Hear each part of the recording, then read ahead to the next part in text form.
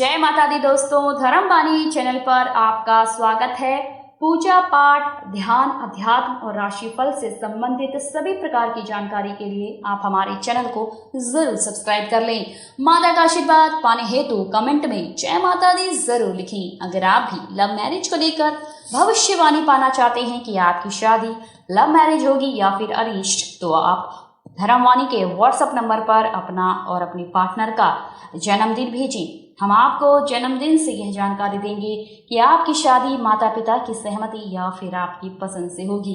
दोस्तों, अगर आपकी शादी में अड़चने आ रही हैं, शादी तय होने के बाद भी टूटे जा रही है, शादी में किसी न किसी प्रकार से बाधा आ रही है, तो अब आप धर्मवाणी से शादी की सभी जानकारी कुंडली बनवाकर प्राप्त कर सकते हैं। इसमें आपको शादी कब, कहाँ, कैसे, किससे, किस दिशा में होगी, कितनी दूरी पर होगी, ससुराल किस नाम से होगा, किस राशि से करनी चाहिए, जीवन साथी का रंग रूप, स्वरूप, स्वभाव, उनका करियर, आपका करियर, किस परिवार में होगी शादी, ससुराल वाले कैसे होंगे, अमीर होंगे या गरीब, पति सरकारी नौकरी वाला होगा या फिर प्राइवेट नौकरी वाला, ससुराल का घर द्वार कैसा होगा, सास ससुर का स्वभाव कैसा होगा, ससुराल के बाकी लोग कैसे होंगे, उनका स्वभाव कैसा होगा, आपकी शादी अपनी जाति, समुदाय, धर्म या में होगी या फिर अंतर जातीय विवाह होगा, लड़का कितना पढ़ा लिखा होगा, उसकी लंबाई और उम्र कितनी होगी, अगर आप भी लव मैरिज करने के इच्छुक हैं तो माता पिता की सहमति मिल पाएगी या नहीं, इन सभी बातों की जानकारी आपको प्राप्त हो सकती है। साथ ही शादी में आ रहे सभी दोषों को दूर करने के लिए आपको सरल उपाय भी बताए जाएंगे, जिसके लिए आप 8521835670 पर संपर्क कर सकते हैं। यह जानकारी आपको लगन और चंद्र कुंडली के आधार पर ही दी जाएगी। दोस्तों, इस वीडियो में मैं आपको गुरु राशि के परिवर्तन से जिन राशि की शादी नवरात्रि में होने वाली है उसकी जानकारी देने जा रही हूँ। नवरात्रि 26 सितंबर से लेकर 5 अक्टूबर तक है और इस दौरान विवाह के योग हैं। खासकर पंजाबी समुदाय में नवरात्रि में शादी की जाती है। यह पंजाबी समुदाय में ऐसा कहा जाता है कि नवरात्रि में शादी के लिए दिन नहीं देखना पड़ता, सभी दिन शादियां हो सकती है। नवरात्रि के सभी दिन शादी के लिए यह समुदाय यानी कि पंजाबी समुदाय शुभ मानते हैं और नवरात्रि में शादी के लिए दिन नहीं देखते। नवरात्रि के दौरान हर शाम के समय देवी दुर्गा के किसी भी स्वरूप के आगे घी का दीपक जलाकर रखें। इतना ही नहीं, आपको देवी माँ को पीले रंग की चुनरी भी अर्पित करनी चाहिए। साथ ही एक लाल कपड़े में हल्दी की एक गांठ में बांधकर माँ को अर्पित करनी चाहिए। करने पर विवाह में आ रही सभी अड़चने, सभी दोषों को दूर करती है। इसके साथ ही देवी कात्यायनी की पूजा नियमित रूप से करें। इससे आपकी शादी में आने वाली या आ रही सभी अड़चने, दोष दूर हो जाएंगी और आपकी शादी सफलतापूर्वक संपन्न हो जाएगी। जिन जातकों की उम्र 26 से 30 वर्ष यानी कि शादी की वर्ष की हो चुकी है, शादी में रुकावटें आ रही हैं या फिर विवाह तय होने के बाद भी बार बार टूट जाता है, तो आपको देवी दुर्गा के आगे शाम के समय चौमुखटी दीपक जलाना चाहिए। पंडित जी कहते हैं कि अपनी आर्थिक स्थिति के अनुसार आप देवी दुर्गा को पीतल या फिर सोने का छल्ला भी अर्पित कर सकते हैं। इसके अलावा आप देवी कात्यायनी के मंत्र ओम कात्यायनी देवो नमः का 108 बार जाप भी नियमित रूप से करें और जो छल्ला आपने देवी को अर्पित किया है उसे आप खुद ही अपने हाथ में तर्जनी उंगली में धारण कर सकते हैं।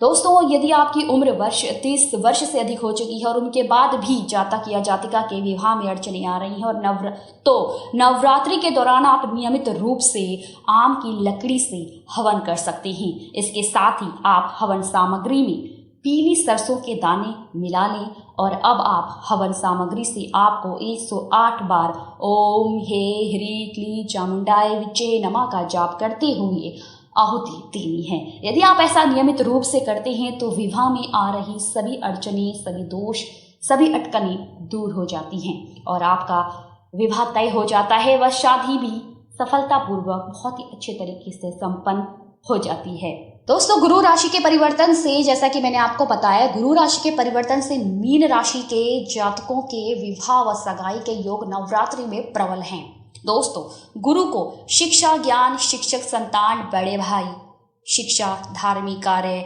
पवित्र स्थल, धन, दान, पुण्य और वृद्धि आदि का कारक माना जाता है। ज्योतिष में बृहस्पति ग्रह के 27 नक्षत्रों में पुनर्वसु, विशाखा और पूर्व भाद्रपद नक्षत्र का स्वामी होता है। यह धनु और मीन राशि का स्वामी होता है और कर्क इसकी उच्च राशि जबकि मकर इसकी नीच राशि मानी गई है।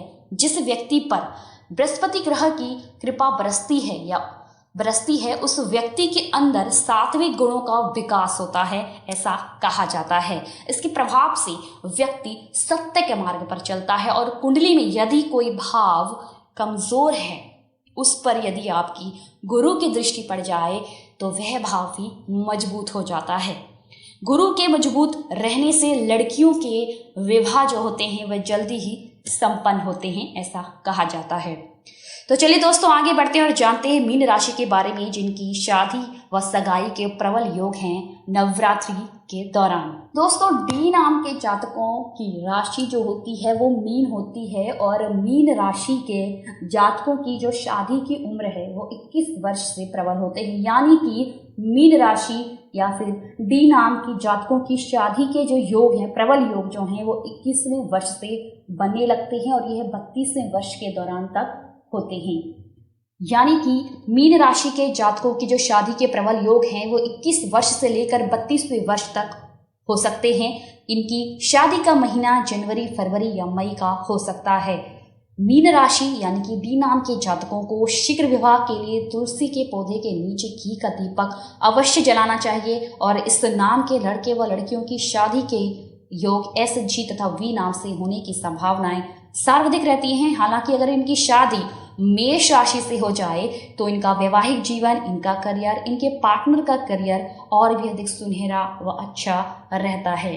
दोस्तों जिन जातकों की जन्म राशि मीन है और नाम अक्षर द और चा है तो उनके राशि स्वामी होते हैं बृहस्पति, आराध्य देव होते हैं उनके श्री विष्णु नारायण। भाग्यशील रंग होता है उनके लिए पीला, भाग्यशील अंक होता है उनके लिए 9 और 12।